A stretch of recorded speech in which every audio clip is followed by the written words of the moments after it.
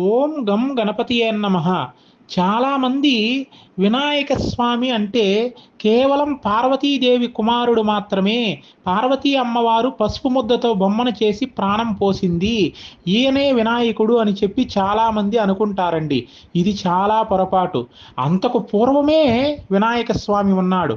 వినాయక స్వామి పార్వతీదేవికి పార్వతి నేను నీకు బిడ్డగా జన్మిస్తాను అని చెప్పి వరాన్ని ఇచ్చి పార్వతీ నందనునిగా అవతరించాడు. అంతేకాని కేవలం పార్వతీదేవి కుమారుడు మాత్రమే కాదండి వినాయక స్వామి. అంతకు పూర్వమే ఉన్నాడు విఘ్నేశ్వర స్వామి.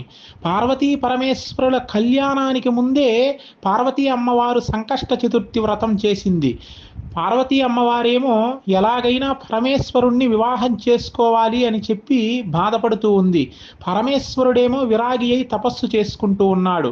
అప్పుడు వెంటనే బ్రహ్మదేవుడు ప్రత్యక్షమై, అమ్మా పార్వతి, నీవు చక్కగా ఒక వ్రతాన్ని చేసినట్లయితే నీకు పరమేశ్వరునితో వివాహం అవుతుంది అని చెప్పాడు. స్వామి, ఏమిటి మీరు చెబుతున్నది?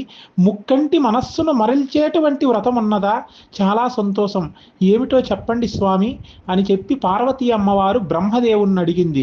బ్రహ్మదేవుడు వెంటనే మహాగణపతికి సంబంధించినటువంటి సంకష్ట చతుర్థి వ్రతాన్ని అనుగ్రహించాడు.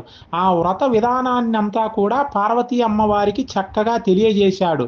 అంతేకాకుండా మహామహిమాన్వితమైనటువంటి గణపతి ఏకాక్షరీ మంత్రాన్ని, ఓం గం గణపతియే నమః అనేటటువంటి ఏకాక్షరీ మంత్రాన్ని పార్వతీదేవికి బ్రహ్మదేవుడు ఉపదేశించాడు.